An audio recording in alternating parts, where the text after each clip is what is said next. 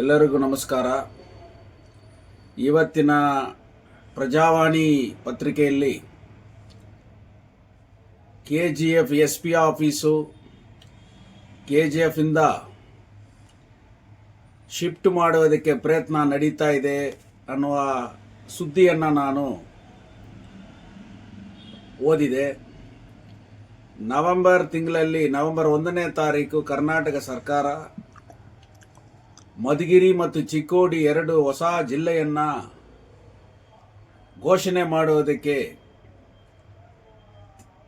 ತೀರ್ಮಾನ ಮಾಡಿದ್ದಾರೆ ಅನ್ನುವ ಒಂದು ಸುದ್ದಿ ಕೂಡ ಇದೆ. ಆ ಸಂದರ್ಭದಲ್ಲಿ KGFನಲ್ಲಿರತಕ್ಕಂಥ SP ಆಫೀಸನ್ನು ಮಧುಗಿರಿ ಜಿಲ್ಲೆಯ ಹೊಸ SP ಆಫೀಸ್ ಆಗಿ ಘೋಷಣೆ ಮಾಡುವುದಕ್ಕೆ, ಆ ಜಿಲ್ಲೆಯೊಂದಿಗೆ ಅದನ್ನು ಮೆರ್ಜ್ ಮಾಡೋದಕ್ಕೆ ಸರ್ಕಾರ ಯತ್ನ ಮಾಡ್ತಾ ಇದೆ ಅನ್ನುವ ಪ್ರಸ್ತಾಪವನ್ನು ಪ್ರಜಾವಾಣಿ ಪತ್ರಿಕೆಯಲ್ಲಿ ಇವತ್ತು ಸ್ಪಷ್ಟವಾಗಿ ಬರೆದಿದ್ದಾರೆ.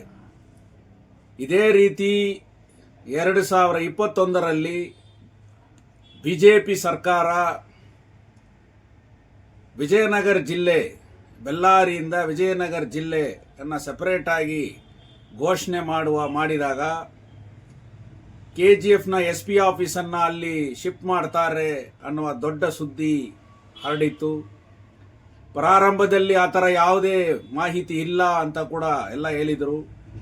ಆದರೆ KGFನಲ್ಲಿರತಕ್ಕಂಥ KGF ಜನ ಮತ್ತು ಎಲ್ಲ ರಾಜಕೀಯ ಪಕ್ಷಗಳು, ಪ್ರಮುಖವಾಗಿ ಆವತ್ತು ಬಿಜೆಪಿ ಸರ್ಕಾರದಲ್ಲಿ KGFನ ಸ್ಥಳೀಯ ಶಾಸಕರಾಗಿದ್ದಂಥ ಶ್ರೀಮತಿ ರೂಪಕಲಾ ಶಶಿಧರ್ ಅವರು ಕೂಡ ಒಂದು ದಿವಸ ಧರಣಿ ಸತ್ಯಾಗ್ರಹವನ್ನು ಹಮ್ಮಿಕೊಂಡಿದ್ದರು ಗಾಂಧಿ ವಿರುದ್ಧದಲ್ಲಿ.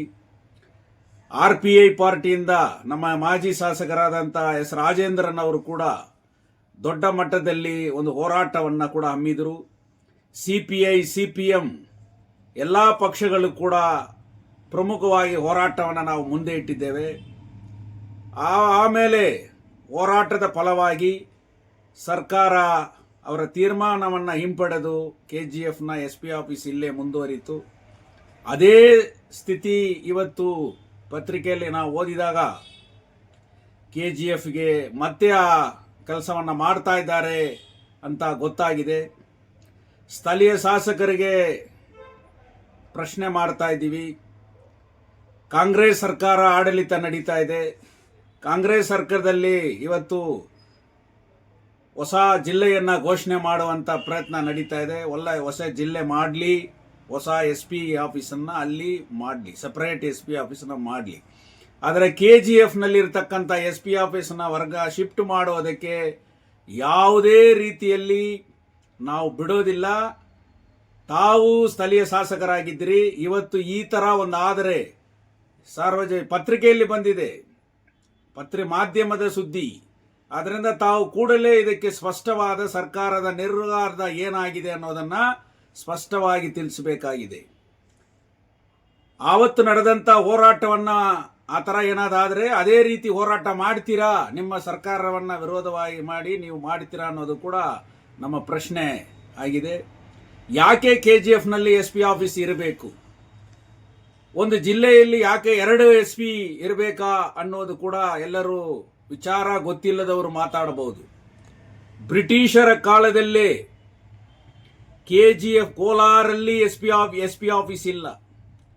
ಬ್ರಿಟಿಷರ ಕಾಲದಲ್ಲಿ BGML ಕಾರ್ಖಾನೆ ನಡೀತಾ ಇದ್ದಾಗ ಇಲ್ಲಿ KGF ಅಲ್ಲಿ ಸ್ಪೆಷಲ್ ಸ್ಟೇಟಸ್ ಅಂತ ಮಾಡಿ ಇದನ್ನ ಕೋಲಾರ ಪೊಲೀಸ್ ಡಿಸ್ಟಿಕ್ ಅಂತಾನೆ ಇದಕ್ಕೆ ಘೋಷಣೆ ಮಾಡಿದ್ದಾರೆ. KGF ಅಲ್ಲಿ ಸ್ಪೆಷಲ್ ಸಬ್ ಜೈಲ್ ಇದೆ. ಬ್ರಿಟಿಷರ ಕಾಲದಲ್ಲಿದ್ದಂಥ ಒಂದು ಸಬ್ ಜೈಲು ಇವತ್ತು ಕೂಡ ಇದೆ. ಟ್ರೆಷರಿ ಇದೆ. KGFನಲ್ಲಿ ಲೇಬರ್ ಆಫೀಸ್ ಇತ್ತು, PF ಆಫೀಸ್ ಇತ್ತು, ESI ಆಫೀಸ್ ಇತ್ತು, ಎಲ್ಲ ಸ್ಪೆಷಲ್ ಸ್ಟೇಟಸ್ ಅಲ್ಲಿ ಇದ್ದಂಥ ಒಂದು ಆಫೀಸ್. ಇವತ್ತು BGML ವಿಚಾರ ಏನು ಮುಕ್ತಾಯ ಆಗಿಲ್ಲ. ಇವತ್ತು ಒಂದು ಕಡೆ ಕೇಂದ್ರ ಸರ್ಕಾರ ಹೈಕೋರ್ಟ್ ಅಲ್ಲಿ BGMLನ ಲಿಕ್ವಿಡೇಷನ್ ಪ್ರೊಸೀಡಿಂಗ್ ಮಾಡಬೇಕು, ಇನ್ನೊಂದು ಕಡೆ ನಾವು ಗೋಲ್ಡ್ ತೆಗಿತೀವಿ, ಈ ಸೈನಾಡ್ ಗುಡ್ಡದಲ್ಲಿ ಗೋಲ್ಡ್ ಇದೆ ಅಂತ ಕೂಡ ಇವತ್ತು ಒಂದು ಕಡೆ ಘೋಷಣೆ ಮಾಡ್ತಾ ಇದ್ದಾರೆ. ಇನ್ನೊಂದು ಕಡೆ ನಿಮ್ಮದೇ ಸರ್ಕಾರದ ಅಂತ ಮುಖ್ಯಮಂತ್ರಿ ಸನ್ಮಾನ್ಯ ಶ್ರೀ ಡಿ ಕೆ ಶಿವಕುಮಾರ್ ಬಿಡದಿ ತರಾನೇ KGF ಅಲ್ಲಿ ಕೂಡ ನಾವು ಇಂಡಸ್ಟ್ರಿಯಲ್ ಟೌನ್ಶಿಪ್ ಅನ್ನ ಮಾಡ್ತೀವಿ ಅಂತ ಇವತ್ತು ಸರ್ಕಾರದ ಪ್ರಸ್ತಾಪಗಳು ಮೀಡಿಯಾದಲ್ಲಿ ಬರ್ತಾ ಇದೆ. ಒಂದು ಟೌನ್ಶಿಪ್ ಅನ್ನ ಸರ್ಕಾರ ಮಾಡುವಾಗ ಇಂಥ ಒಂದು ಸಂದರ್ಭದಲ್ಲಿ ಗಣಿ ಕಾರ್ಮಿಕರ ಮತ್ತೆ ನಾವು ಗೋಲ್ಡ್ ತೆಗಿತೀವಿ ಅಂತ ಒಂದು ಪ್ರಸ್ತಾಪ ಬರ್ತಾ ಇದ್ದಾಗ ಇಲ್ಲಿ SP ಆಫೀಸ್ ಈಸ್ ನೆಸೆಸರಿ. ಆ SP ಆಫೀಸ್ ಆ ಸ್ಟೇಟಸ್ ಅನ್ನ ನಾವು ಉಳಿಸ್ಕೋಬೇಕು.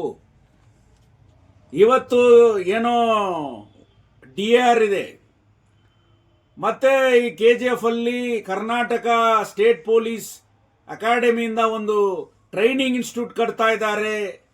1000 ಜನ ಬೆಟಾಲಿಯನ್ ಇಲ್ಲೇ ಸಿಗ್ತಾರೆ ಅನ್ನೋದಲ್ಲ, ಅದು ಒಂದು ಇನ್ಸ್ಟಿಟ್ಯೂಷನ್. ಬಟ್ ಒಂದು ಅಡ್ಮಿನಿಸ್ಟ್ರೇಷನ್, ಡಿಸ್ಟ್ರಿಕ್ಟ್ ಅಡ್ಮಿನಿಸ್ಟ್ರೇಷನ್ ಬೇಕಾಗಿದೆ.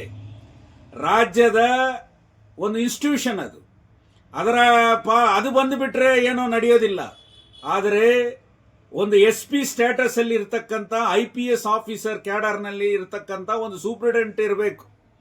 ಅಂತ ಪರಿಸ್ಥಿತಿಯಲ್ಲಿ ಇವತ್ತು ಇದನ್ನ ಮಾಡಬೇಕು. ಇಂಡಸ್ಟ್ರಿಯಲ್ ಟೌನ್ಶಿಪ್ ಮಾಡ್ತೀವಿ, ಇಂಡಸ್ಟ್ರಿಯಲ್ ಹಬ್ ಮಾಡ್ತೀವಿ, KGF ಸುತ್ತಮುತ್ತಲ ಕಾರ್ಖಾನೆಗಳನ್ನ ತರ್ತೀವಿ ಅನ್ನುವ ಹೇಳುವಾಗ ಅದೇ ರೀತಿಯಲ್ಲಿ ಒಂದು ಕಣ್ಣಲ್ಲಿ ಬೆಣ್ಣೆ ಇನ್ನೊಂದು ಕಣ್ಣಲ್ಲಿ ಸುಣ್ಣವನ್ನ ಮಾಡಬಾರದು. ಯಾಕಂದ್ರೆ ಹಂಗಾದ್ರೆ ನೀವು ಸುಳ್ಳು ಹೇಳ್ತಾ ಇದ್ದೀರಾ. ಈ ತರ ಇಂಡಸ್ಟ್ರಿಯಲ್ ಟೌನ್ಶಿಪ್ ಇಲ್ವಾ KGF ಅಲ್ಲಿ? ಯಾಕಂದ್ರೆ ದೊಡ್ಡ ಕಾರ್ಖಾನೆ ಇದೆ, ಬೆಮಲ್ ಇದೆ, ಡಿಫೆನ್ಸ್ ಕಂಪನಿ ಇದೆ. ಈ ತರ ಇರುವಾಗ ತಾವೇ ಹೇಳ್ತಾ ಇದ್ದೀರಿ ಎಲ್ಲಾ ಕಡೆನೂ ಇಂಡಸ್ಟ್ರಿ ಬರ್ತದೆ, ಈ ಇಂಡಸ್ಟ್ರಿ ಬರ್ತದೆ, ಆ ಇಂಡಸ್ಟ್ರಿ ಬರ್ತದೆ ಅಂತ ಘೋಷಣೆ ತಾವೇ ಪ್ರಸ್ತಾಪ ಮಾಡ್ತಾ ಇದ್ದೀರಿ. ಪ್ರೆಸ್ ಅಲ್ಲಿ ಹೇಳ್ತೀರಿ, ಅಸೆಂಬ್ಲಿಯಲ್ಲಿ ಕೂಡ ತಾವು ಮೇಡಮ್ ಮಾತಾಡಿದಿರಿ. ಇಂತಹ ಸಂದರ್ಭದಲ್ಲಿ ಇಲ್ಲಿರ್ತಕ್ಕಂಥ SP ಆಫೀಸ್ ಇಲ್ಲಿಂದ ಹೋಗೋದು ಯಾವುದೇ ರೀತಿಯಲ್ಲಿ ಸರಿಯಾದಕ್ಕಾಗಿ ಕಂಡು ಬರೋದಿಲ್ಲ.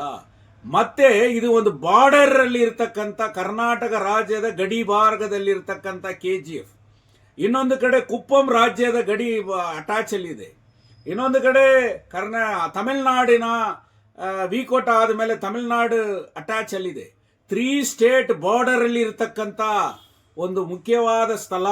ಆದ್ದರಿಂದ ಇಲ್ಲಿ SP ಗ್ರೇಡ್ ಅಲ್ಲಿ ಸ್ಟ್ಯಾಟಸ್ ಅಲ್ಲಿ ಇರತಕ್ಕಂಥ ಒಂದು IPS ಆಫೀಸರ್ ಈಸ್ ನೆಸಸರಿ. ಆ ಸ್ಟ್ಯಾಟಸ್ ಅನ್ನ ಏನು ಬ್ರಿಟಿಷ್ ಆಳ್ವಿಕೆಯಲ್ಲಿ ಮಾಡಿದ ಆ ಸ್ಟ್ಯಾಟಸ್ ಅನ್ನ ಪಾರ್ಲಿಮೆಂಟ್ ಅಲ್ಲೇ ಅದನ್ನ ತೆಗಿಬೇಕು. ಅದನ್ನ ಪಾರ್ಲಿಮೆಂಟ್ ಅಲ್ಲಿ ಇನ್ನೂ ಆ ತರ ಮಾಡಿಲ್ಲ. ಆದ್ದರಿಂದ ಇಲ್ಲಿ DAR ಅಲ್ಲಿ ಸುಮಾರು 225 ಫ್ಯಾಮಿಲೀಸ್ ಅಲ್ಲಿ ಇದ್ದಾರೆ. ನೆಸೆಸಿಟಿ ಇದೆ.